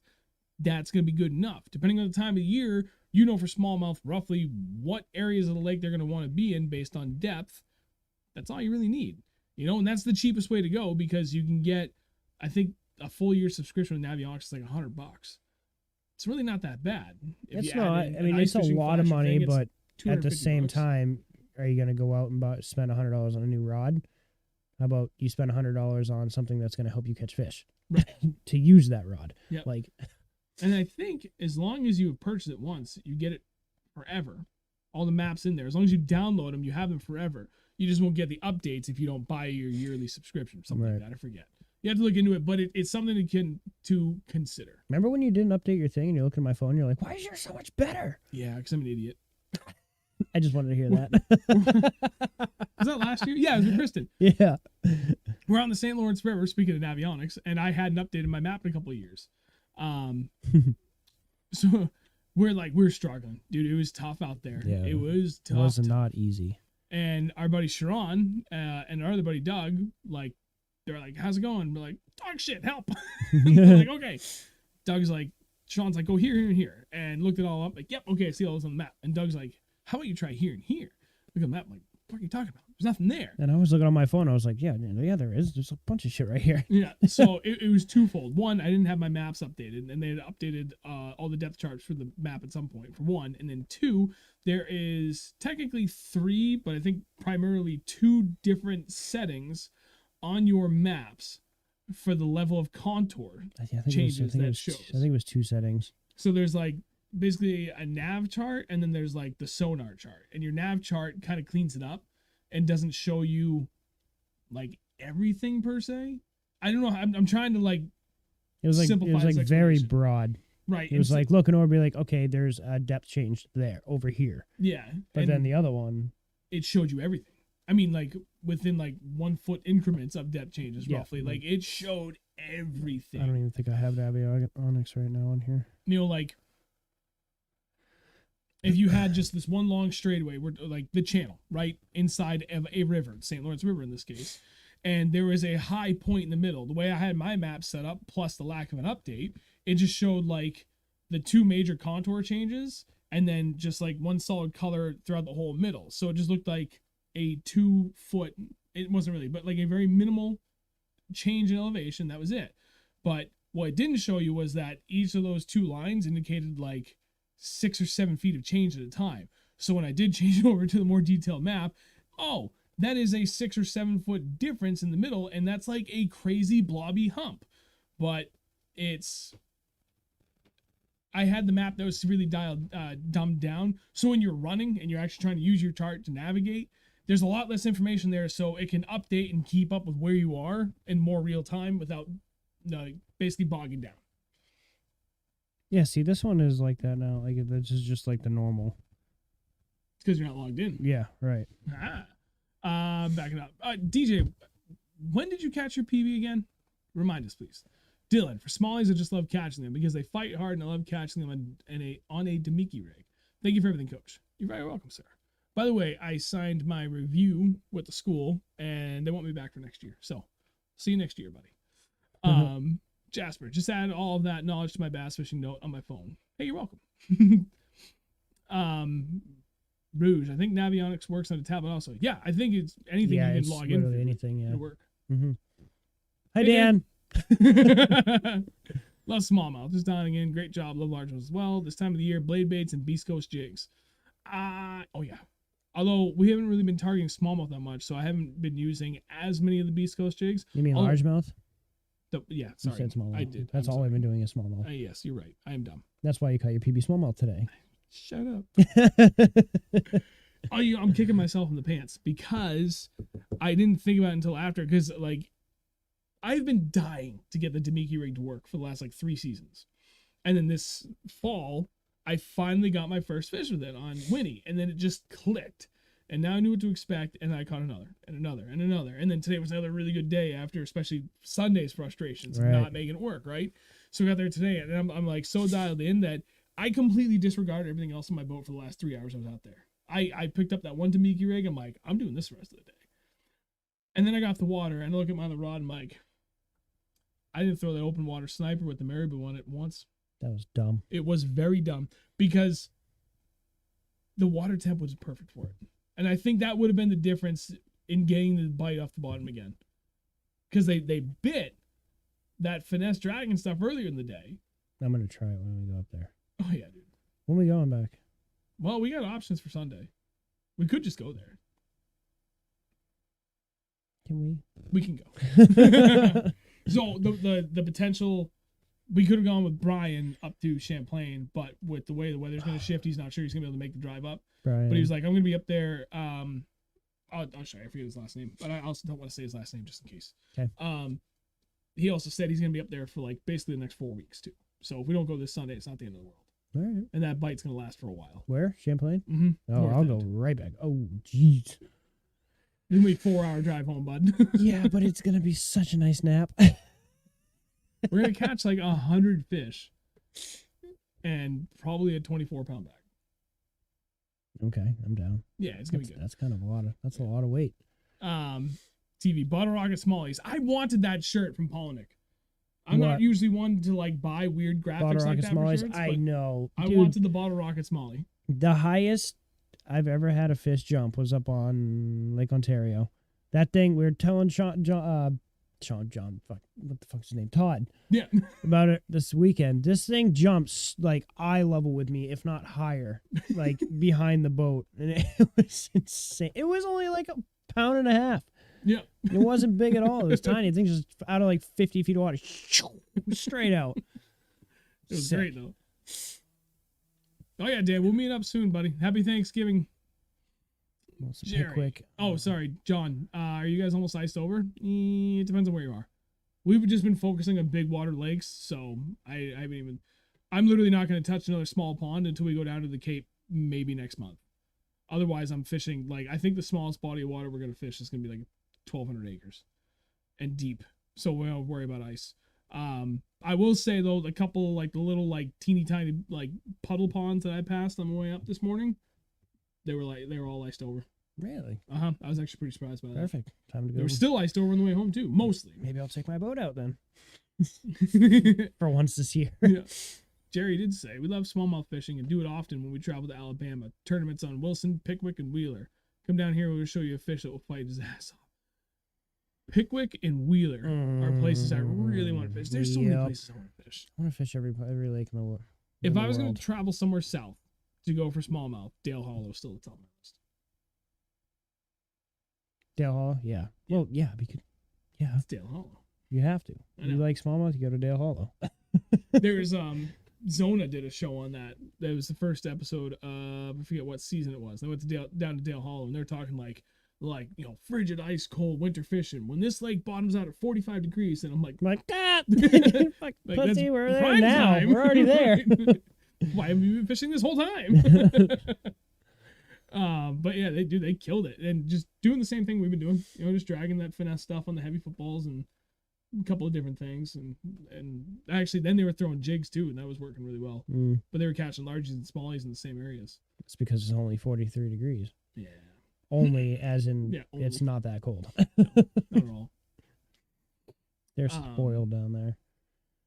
Jasper, the highest I've had a fish jump was a ladyfish this fall. It jumped over me standing on a paddleboard. Jesus Holy crap, Christ. dude. Dan. Loving the guys from New Hampshire and their support. Dan Damaris, John Army, Papa, Carl Kohanski, and a bunch of other New Hampshire guys pulling through for Ben's Tacos. Hell yeah. You're welcome, buddy. Doing everything we can to help out. Brendan, blade bait herring match, smallies on mash pea. Shut your mouth. Shut your mouth right now, Brendan. Shut it. I specifically bought blade baits for there. We could go there too. Not yet. No, I know, not yet, but I mean, we can. Oh, we're going. You still haven't been yet. I haven't? Spots. I thought we did. I got the spots. I know where to go. Okay. No, we didn't. We were going to one day, but then we opted to go. Where do we go? With Steve to the other place. Oh, yeah, yeah. And we got yeah. our teeth The kicked place in. for the rock piles. Yep, Sharon was there, and he caught a couple good fish. And And I'm then not even going to say that spot. No, I and was then about to, but I'm not going to. And then our buddy Steve was out there in his little plastic boat, and he caught a 6.5 pound largemouth. Yeah, Dude, dude. that's the funniest thing. Dude's in all like of a sudden we hear, 3-foot boat. Oh! And we look over and he's spinning around his boat. Gonna need some help here. Yeah, that was big. That was a good fish. It's a beautiful fish. Good night, DJ. Good night, DJ. Have a wonderful day tomorrow. Happy Thanksgiving, buddy. I know you said you might be going fishing. You should definitely go fishing. You should definitely go there. Quality's gonna be good. I hope you also get into numbers too. I just don't know anybody that's really gotten into numbers lately, but my goodness, the quality's been there. Make it happen, buddy. No, you're going there. There's no can go. You're right, Brendan. Yeah, we could go Right. there. You know what, Brendan? I'm curious what you know about the one. Oh, Jerry, I did not forget you had peacock bass. I have not forgot about anything. Do you know how like Florida's like right here in my brain. Like I'm gonna be there in a couple weeks and it's gonna be sick. I'm gonna do nothing but fish. I might not even sleep. I'm gonna eat a lot though. See, that's the thing. Like, if I go down to Florida, I would love to do a week-long vacation in Florida, where I could do like 3 or 4 days of just freshwater fishing, because that's my jam. That's what I like. Spend a day going for peacock. If I could, maybe get in a day for salt. No, I would get. Maybe 2 days. I'd have to do at least even days, fresh and salt, because I if could live not, with that. if not more salt. Cause I catch bass here. I don't give a shit. Like, Yeah, you catch big bass in Florida. yeah, I'll just go and whatever. You can go salt fishing here anytime. You're 45 minutes from the coast, Andrew. Shut up. Yeah, that's stupid saltwater fish. You got cool fish down there. Go fish some mahi, buddy. Yeah, yeah. And fish that could eat your boat. Yahi, for your mahi. Yeah, he. Yee. No, if I was to go down to Florida, like if I had my choice to go down to Florida and go fishing, I would do the same thing I do for smallies. And go drop. It's like an oversized drop shot in 1,600 feet of water. And just wait. That's all I want to go for swordfish. That'd be so cool. Swordfish would definitely be awesome. But that is a lot of work and a lot of time. Yeah. I don't have that Kind of like for kind of tuna time. here. Yeah. I guess it's easier to catch a tuna than it is a swordfish. Never done either of them, so I wouldn't know, but that's what I've heard. I think it's a lot easier to catch a tuna than a swordfish. Do you hear that, Sandro? You watching, buddy? Andrew says it's easy to catch tuna. I'm not saying it's easy, right? No, that's Jesus what you Christ. said. No, that's what you said. I Then heard it. catching a swordfish. I heard it. No. Freaking 2,000 feet of water. Perception is 90% of. Well, if you the just law. listen to my It's words, like- your perception would be right there. Like, get the fuck out of here. Sandro, he's talking crap. Sandra, come catch some freaking smallmouth with us, would you? I do. He needs to come out. We'll get him onto it. We'll barter. I will barter a day of mediocre smallmouth fishing for you if you barter a day of amazing tuna fishing Yeah, for me. right. I You know think how that's much an even money that trade. is? I think that's an even trade. I'll bring lunch and a coffee, a Dunkin' Donuts coffee, dude. That right there is like $5. I'm kidding. No, it's like 320 something. Is it really? Yeah. I haven't gotten. The last time I went to Dunk's was I think like 2 years ago, and I 2 just years? oh yeah, dude. Yeesh. I was like, I'm really craving I just wanted the hazelnut coffee. I've always loved hazelnut coffee. I love the smell of it. Like my mom always had that in the house when we were kids. So we'll get to that in a second. That's like what are we doing? I go to Dunk's. I'm like, can I get a large hazelnut? I'm like, yeah, sure. And I watch them go over, and there's only like 3 coffee pots in there or whatever. And they pour it. I'm like, it just says regular. And he goes over to the flavor station, right? And there's like 30 bottles of syrup. And he's just, hands it to me. And I'm like, thanks. Dude, I literally just threw it right out. I didn't even know what to say. I was just so taken aback. I'm like, that's not coffee. You gave me coffee flavored water that was half syrup. Yeah, that's what they do now. Like, no. I know coffee is water, but whatever. You get my point, all right? Shit. I was really upset. Screw Dunkin' So Donuts. fly fishing for tarpon. See, we're going. I think he's gonna. I don't Hey, know. Chris. So Josh fly fishes, and I don't. I have a few times, but I'm not that good. Oh, you'd be able to figure it out. And he wants to. So I what's think that? he Is it said for like figurine? snook or something. So Dude. I'm Fly extremely fishing excited. for snook would be pretty dope. Pretty excited. I want to catch a snook so bad. I want to catch one my entire life. I haven't even seen one. They're cool fish. Yeah, wicked cool. You can get one. I know you will. Hey Chris, how you doing? I think I already said that. Chris is the one we met when we were at Champlain. We were leaving. Yes. And we were like, yeah, Yep. we had a great day. And he was like, we also had a great day. And in the picture of the 5, I was like, damn it. The 5-pound smallie. Yeah, we got 80 though. We did. We caught a lot of fish. Brendan, $3.88 for a large cold brew. That's Cumberland Farms. $1. $1.08 with tax, but whatever. For New Hampshire. Cumbies for life. Yeah, Cumbies forever. Cumbies is the best freaking convenience store out there. Hold on. For coffee. Take it or leave it. Get fucked. Yeah, pretty much. We missed Jasper's thing. Sorry, Jasper. Caught my PB largemouth last time I came up for a break. I hope I get some good ones this time. College in Florida has been so good for fishing. Inshore is so fun. Redfish and snook are awesome. Yeah. Oh, redfish too. God, there's so many fish I need to catch in my life. What? Jerry, here in Naples, where my main house is, we have a canal system that has largemouth, peacocks, tarpon, and snook. A lot of times we can catch all 4 in a day. A small lake in the middle of the canals. That's awesome. How big do the tarpon and the snook get inside that canal, Jerry? I'm really Probably curious. pretty freaking giant. I bet the tarpon are probably 40 inches, 40, 50 inches. And Dude. the snook are probably 30s, That would be so much fun. 40s maybe. There are 40s I guess are pretty hard to catch. Fine. For snook. It's like stripers, kind of. I would put tarpon at the top of my list for like quote unquote exotic freshwater fish to catch. I would kill to catch a big tarpon. That'd be so much fun. Bonefish? Oh my god, I would love to catch a bonefish. They're impossible to find though. That's fine. What the hell is a bonefish? I've never even heard of that. They're pretty crazy. They're just this shallow fish, shallow water, saltwater fish, and they like blend in with the water, and it's fucking weird. Yeah, it's crazy. Interesting. Jasper, I've seen 50-pound tarpon roll in tiny little rivers. That's cool. Oh, that's big. Brendan, if Cumbies gets their seed flavor game up, I'll appreciate them. Oh, neat. Yeah, like they really blend in, like really well. That's a beautiful fish. Yeah, they're really dig that. cool. Well, that top one, all the rest of them kind of like lame-ish. That's probably just It's like a southern striper. yeah. Kind Actually, of looks like it's got the horizontal lines on it. yeah. But half those pictures were actually probably just friggin' saturation cranked way up on the picture. Saturation Oh yeah, contrast. probably. Why? Why what? Hey guys, if you're ever wondering why you can never get an answer from Andrew, can you see how many unread texts there are? Oh, check out the emails. No.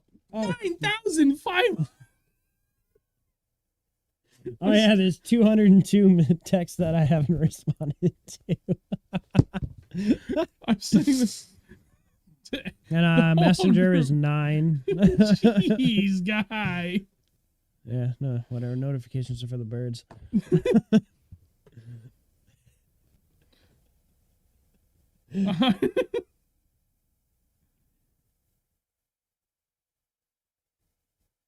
Hey, if you want to know why Andrew never responds to anything, this is his phone. Sorry. Jesus, guy. What? Wait, 202. 9,516 unanswered emails. That's after erasing a bunch, missed too. calls and or voicemails, I'm assuming. Probably. 202 unanswered texts. Do I even want to know a messenger? Can we get a count on You Messenger? want to see my Pornhub Wait, history? okay, so Instagram is 11 unread, Facebook is 4, Messenger is only 9, that's pretty good. Snapchat's 4. YouTube 62 notifications. Why do you even have notifications pop I up have on no there? idea. I'm not even gonna touch Messenger. I just realized what you Instagram. just said a Instagram's second ago. 11. That's it. Dalton, why do you have 30,000 emails? What are you people doing with your lives? Where's your organizational skills? Yeah, see, I'd be up over that, but I had to go and erase some. I started from scratch like a couple months ago. Wait, DJ sent me a voice message? Your poor employer. I'm so sorry. Who's that? No, you can't know. It's a secret. What do you mean? I just surprises. Don't worry about it. Can't keep secrets from me. Yes, I can. All right. Jerry, Snook, maybe 25 to 30, tarpon, maybe up to 36 inches. That'd be great, though. Damn, that's good. I want to do that. Yeah. This is great. I don't even remember the last time we talked about largies versus smallies on here, but regardless, I think this is actually a really good podcast because I'm glad that we actually got to get a lot of feedback from the chat because that was the goal, right? It was just, it's not a 2-hour topic, right? It's pretty basic, but that was the goal of tonight's stream, Right. was to at least give some form of structure and an overarching topic to it. Even though that's still something I want to get away from. I want to keep these a lot more loosey-goosey. I want to keep it more fluid and reactive to what you guys in the chat are talking about. To like where we can just like come in and start hanging out and we just shoot the shit with you guys for a couple hours. Right. And also kind of what like the primary point of the stream was too, to put a lot more focus on the most recent fishing trip we did around here. So that in hopes, going into the weekend, everything that we talk about, you guys can ask questions. We can elaborate on things. Like that's what I want a big chunk, like this first part of the stream tonight. I think it was about a half an hour where we talked about what we did this past weekend in hopes like how we elaborate on it. The questions you guys ask that we can further elaborate on gives you a better idea for those that are not comfortable at this time of the year, where you're looking for something different. Even if you're really comfortable, like, never tried that technique. Never tried doing that with that technique. Like just shit like that. Like that's the other aspect of this that I really want to be able to do as like a primary point of this podcast. So I don't know. I'm really happy with how tonight went. If there's anything that you guys really need, if you're not super comfortable fishing this cold water, if there's anything, you gotta get comfortable fishing deep with finesse baits. And deep isn't 20 feet. Deep isn't 30 feet. Deep can be 40, 50, 60 feet. Like, deep. And the fish are down there. I've heard of people catching smallies out of like 75 feet, so they're down there. You just got to get them to bite. You got to give them time to look at what they're eating and give them time just to bite, really. Yep. If you can get comfortable doing that, everything he just said, it is so rewarding. It opens up, obviously, a lot more fishing time for you during the year, but there's something extremely satisfying and rewarding about catching a smallmouth on something like super finesse, or in some cases like today, something really heavy in like 45 feet of water. Right, and catching a 5-pound smallie on something under 3 inches. Yeah. Like, actually, that's the thing I forgot to tell in my post today, how deep it was. I want to say it was about 35 to 40 feet deep, somewhere in that window. Yeah. Still pretty deep. But at the same time, like now I see 35 feet and I'm like, that's shallow. Yeah, like seriously, like if we're fishing in 20 feet, I almost feel like I'm close to shore. Like it's, all day long. Yeah, like all year. Like not all year. I mean, if middle of summer, like going for largies, you're either fishing in inches of water or a couple feet of water, or you're down. I mean, you can go from the shore down to 40 feet, 50 feet, and catch largies and smallies. Yeah. During the summer, but now those fish, like from now on, with now that we're getting cold fronts up here, you're gonna want to be fishing deeper. You're not gonna be wanting to fish in 5-10 feet of water. They may be there for a fraction of the day, right? But 90% of the time they're gonna be down deep. Spot on. Jasper, favorite fish besides bass? You gotta answer that first. I can think about that. Besides bass? Mm-hmm. I think I have my answer. Oh, but I mean, I used to be an avid trout angler. Average or avid? I don't know what I just said. Avid trout angler. You were an avid but average. Yeah, I'm just busting. I Kinda, don't know how the hell yeah. you did. I used it really well. But I think I don't know if I'm gonna go out. Stepping on. I don't know. I'm gonna surprise you. Besides pickerel, I just don't really. Ever target anything else? I mean, I don't target pickerel, but I like trout. I like catching trout too. I think every time we go out, I hope we catch a laker. Every time we're on like any of the lakes region lakes, especially early or late in Yeah. the year, one of us hooks the trout. Yeah, seriously. Every time. I mean, because we both hooked into a really, really good rainbow. Yep. 3.5, 4 pounds. And was it 24 and 20? I don't remember how big the one I got was. But I think the one you got was like 24 inches. Yeah. It was a good sized trout. That thing was, so good. Dude, New Hampshire Brownie Factory a couple of years ago, I was actually, damn, it's like 4 or 5 years ago now. I hooked into a giant laker. I saw it. Really? Dude. Like big? Damn. Massive. Like way bigger than anything we have ever even like closely hooked into. Either hooked into or like seen them running. Oh, yeah. Dude. Those big ones? Yeah, I got into one of those one year. It was Ooh. insane. I mean, like, rod loaded up and sheer panic. This is like, but it wasn't like that. No, it was big head shakes. Big fucking head shakes. Scared the crap. Not really scared the crap me, but I was like, what is happening? Ah, God, here we go. I got it up to the boat. It was on a blade bait on the Binsky. Yeah. I got it up close to the boat and it rolled and came unpinned. And I was like, thank God. Thank God, but God damn it. I know an answer for this. Because normally I would just say bass. That's all I give a damn about. But this has recently shifted. I mean, I do like catching trout. I used to spend a lot of time out in the woods by myself, just walking brooks and walking streams, and just catching trout. And I used to eat them, just throw them back, depending on how I felt today. If I wanted to bring them home, but 90% of the time I'd bring 1 or 2 home, and then I'd throw the rest back. Trout fishing was fun. It's like the same thing. Like you go scout water, you go scout land, you scout a lake for spots for largies, or spot a lake for spots for smallies, but you're going on a river. And it's also very good to know how rivers work if you like to fish for smallies. Yes. How the water works around rocks with the current and everything. It's very good to know that. You taught me that. And I've learned that a lot the last couple of years. What do you think my favorite fish is? Besides bass? Besides bass. Crappie. Hey, Jim, how come... Wait, who's... Oh, that's not his truck. I was going to say, Jim, how come my sticker's not on your truck? I was just curious if... I'm going to stop using Instagram. Because so many people came from Instagram to the show tonight. I have no idea. 0. Oh, good. Man. What is your favorite? Fantastic. What? Why? Dan, why? Dan, why? Thank you. Thank you very much. Thank you very much. Hell? I'm just curious. Where did that come from? Sorry, we got off topic kind of, but thank you so much, Dan. Yeah, before I do it, I do want to go to a couple of topics. John, yes, you really should be fizzing those bass from that deep. I don't, because I don't have a fizzing kit yet, and my fish have been okay. You're better off getting those fish right back in as soon as you can. But ideally, yes, you do really want to fizz those.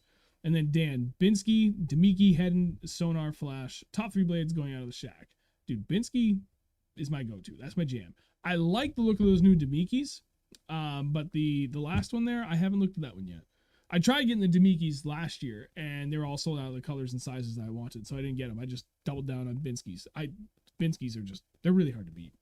Like the OG, pretty good. One of the best friggin' blade baits out there. Mm-hmm.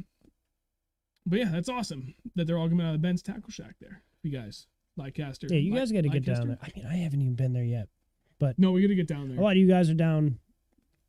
Not a lot of you guys. Actually, a bunch of you guys are from Mass. You get down there and go to Ben's Tackle Shack. Go get your stuff. Yeah, Probably will have Biz kits at Expo. Oh, sweet. Barb Elliott makes that's Will was Yeah. just telling me about that. He was like, go to Barb. So awesome, Dan. That's good to know. Thank you. And then Jerry, great chat. Love the double topic. Happy Thanksgiving to you all. Be safe. We'll try and share local tackle items I think will help you up, help you all up there. We have Ned heads that are weedless. Nice. Sweet. Jerry, thanks for watching for the whole night, man. I greatly appreciate it. Yeah, man. We're like legitimately, we're gonna come down. I really want to do that. That's been on my radar for several years to be able to get down to Florida like middle of the winter. I really want to do that. Let's make that happen. I got your messages. I will get back to you as well. Thank you very much, buddy, and have a great Thanksgiving as well. So my favorite fish other than bass, take a guess. I said crappie, but you're spot on. Okay. Crappie. Dude, they're fun. Now that I figured out, like, as long as you just go like right at like sundown, and it just turns on. Thank you. Turns on like a switch, and they're delicious. Like, not that I ever doubted anybody when they said they're delicious, but like, no, they're good. Now that like I've actually gone out, caught my own fish, my friend filleted them for me because I didn't know how to do it yet. I'm gonna learn this year. And then took them right home, pan fried them up. When I pan fried them in butter, and then seasoned it with salt, pepper, garlic, and a little bit of smoked paprika, and it was heavenly. Threw that in a taco, a little bit of chipotle aioli, and that's Sean that's my boss. Nice. And some fresh made how am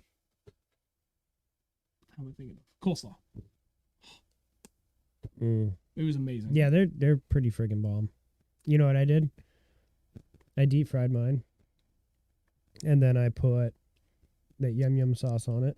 Yum yum. Yum yum. And then I melted cheese on it. I think I did something else to it. Tortilla.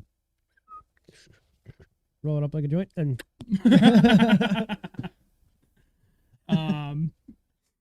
Vance, I'm gonna answer your question, but I missed Guggen Slayer. Got my first rainbow on a Ned rig. That's awesome. I got my first brown trout ever on a Ned rig. My first rainbow as an adult, because I know I caught a couple as a kid. And I don't remember what the hell it was on. But as an adult, was a drop shot. There was one day we're up in the lakes region. I was up there alone. We're gonna drop shot like in like the second or third year that I was getting really comfortable fishing a drop shot for smallmouth. And there was like, I forget, it was about an hour or two into the day, you know, drop it down, blah, blah, blah, nothing, and then burn it back. And like halfway as I'm burning it back to the boat, just don't, and like, what the hell was that? And it happened again. Yeah, and then they the third time, it, dude. As it's almost at the surface, I see a big rainbow come up and just miss it. Just, and then right back down. I was like, huh. And then after that, I caught 3 rainbow trout in the day doing that, just burning the drop shot back. I wasn't quite burning it. At that point, I slowed down a little bit and did like a moderately fast pace. And that was enough to like get them. They were still intrigued. They were reacting to it, but it gave them they're big in there. The time to come up and crush it. And I was able to catch it. It was actually a lot of fun. I should bring you trout fishing to some of my local honey holes. I'd be fine with that. Let's do it. Okay. All right. You know what we're doing in the spring. Vance, how do you like to fish a blade bait in cold water? Funny you mention that. So my buddy Dennis, he was on the show, and I forget. Oh, we were talking about jerk baits. He was on this show for Really Northern Bass Talk several months ago. He actually already wrote up an article, the first guest article for the new website, 603bass.com. He did? Yep. Really? Yep. Sent it to me sweet. the other day. Yesterday. He used to be a writer for On the Water, right? Yes, he did. Yeah. He used to be a writer for On the Water magazine. So the man knows what he's doing. Very experienced angler, very experienced writer. I threw the idea out to him if he was interested. He was like, hell yeah. And he did an article on blade bait fishing that I will have up on the website in the coming days, as well as with a ton of other changes I didn't get to this week, but I'm getting there. So we're going to be able to elaborate on that quite a bit because I'm going to add on to his blog post is really what it's going to end up being in there. But to answer that specifically now, one of 2 ways. Straight down, flick of the wrist. Just feel like 3 or 4 vibrations and then follow it back down. Follow it back down. Follow it back down. When the water gets colder, that's really all you need to do. The only thing you're changing is how quickly are you snapping your wrist to get that to vibrate, and then how long are you pausing before you snap it again. At this time of the year, right now, if you're talking upper 40s, you can move it moderately fast. Like moderate stroke and then 5-second pause. Repeat. The colder water gets, you may need to let that blade bait, as stupid as it sounds, your blade bait sit on the bottom for 30 to 60 seconds untouched before you get bit. It's weird. It's a freaking stamped piece of metal sitting there flat on the bottom. It has no depth, but the fish still see it and they eat it. I They're can't like, explain what it. the hell? He's so shiny. You see that thing? I'm gonna put it in my mouth. So, it's just weird like that. And then the other thing is long bomb, and then instead of, like vertical stroke, pause, vertical stroke, sweep it. So you can get a little bit more distance out of it, and you're going really slow. And with the blade bait, you've got a series of holes in the top of the bait. The further towards the nose, the tighter the wobble. The further to the back, the wider the wobble. So if I'm going to long bomb it, I'll put my swivel in the back hole, the furthest to the back. So I get a much wider wobble. So when I got a long bombing cast and I sweep the rod, I'm just kind of like lift and sweep, almost like a trapezoidal kind of look to it. Up a little bit, flat, and then follow it back down. But I'm trying to sweep it along 1 to 2 feet at a time along the bottom. So I'm keeping it low, but I'm covering a lot of water. And then from there, you can change your cadence to however you want to. Those are the only two ways that I fish a blade bait. Hey, thanks Ben's Tackle Shack for the PB. Congrats. It's a beauty of a day. Dan would try not to eat too much. No, I'm gonna eat a lot. Yeah, I'm gonna stuff my face. I got more beer for tomorrow and more beer for my poker tournament Saturday. It's gonna be great. Me hurt. See that thing in front of the turkey? Yeah, I have one of those sitting at my house waiting for me. You've already covered this. I know. I'm just excited because I saw that now. And then Vance, rod and line setup. You can do it on a bunch of different things, man. You can throw it like You could throw it on a drop shot rod, honestly. You just cut your drop shot shit off and throw it on that. yeah, pretty much. Honestly. Especially if you're fishing 3/8 ounce or 1/4 ounce blades, like the smaller ones for 1/2 ounce. You might want a little heavier rod. Yeah. For like a medium, like typically a drop shot rod, I would, for me, be about 7 feet. Usually a medium light. Usually only rated up to a 1/2 ounce. So with a blade bait, a 1/2 ounce blade bait is usually the biggest that you need, the heaviest. But when you go to snap it, it feels a lot heavier than that. It feels like a 1 ounce. There is that vibration and how much it displaces and everything. It's a lot. So I would think you'd probably be overloading a drop shot rod. As long as it's like I would say like a 7 foot or like a 6'9" to 7.5 foot medium action rod. I know guys that do it on casting gear with straight 10-pound fluoro or straight 12-pound or straight 15-pound. I know guys that do it on like 6'9" medium rods. For spinning rods with 10-pound braid to 10-pound fluoro. And then like my case, sometimes a 7'2" medium heavy spinning rod with 15-pound braid to 15-pound fluoro or 10-pound fluoro, like it, whatever you're comfortable with. I still prefer blade to fluoro when we're getting into cold water like this, especially in my spinning gear. I don't know, man. It just seems to be a lot happier, and especially when you're trying to find those subtle bites when the bait is just sitting there on the bottom doing nothing, that braid does help. Otherwise, you're missing bites. Yeah. Are there any parting thoughts? It's 9:50. I think now is a good time to wrap this up. I gotta pee. Okay, that's a parting thought. That's not a thought, that's a feeling. So for everybody that's still here, thank you for watching all the way to the end. Greatly appreciate it. Even if you guys just jumped in, doesn't matter. We appreciate you being here, spending your time with us. If you haven't dropped a like on the stream yet, please do so before you go. Also, another reminder from earlier, if you haven't turned on post notifications yet for the channel, please do that as well. That way, one, you never miss when the streams go live, even if a few minutes early or late. Any videos we upload, any posts in the community tab, like all that stuff, it's good stuff there. And then aside from that, if you haven't checked out the new website, 603bass.com, give it a shout. Take a look at it. Let me know what you think. Let me know what else you want to see. I know we're going to be continuing to elaborate with the blogs. That's going to start now that life has returned to normal. I want to elaborate a lot on that. We got a lot of stuff planned for the winter. For those that are really curious, I have an order going in for apparel. We're going to have hats again really soon here. It's been volatile across the world for literally everything. Hats are not an exception to this. So pricing has gone through the roof. Availability has been a nightmare. Shipping has been a nightmare. everything's a damn nightmare. So I'm doing the best I can to get these as fast as I can, but I don't know what the time frame looks like on that. I'm hoping for before Christmas. That's gonna be a tough sell, but sometime before the end of the year looks pretty good, or at least into early January. So on that, Vance, David, Dave, Chris, thank you all very much. You guys have a wonderful night. Everybody. Andrew, do your thing. I'll go kill. I'll do my thing. So Oh, yeah. God. That's a long day of fishing. Oh, Yeah. my body. Yeah. Well, we will see you guys next week, Wednesday. Every Wednesday at 8:00, we tune in here and talk about fishing, obviously. But everybody, have a happy Thanksgiving. We're thankful for each and every one of you guys. Without you, we wouldn't be here doing this. So, happy Thanksgiving. Happy Thanksgiving. You heard. I forgot that. I'm sorry. I'm a terrible human being. We'll see you guys next week, 8:00.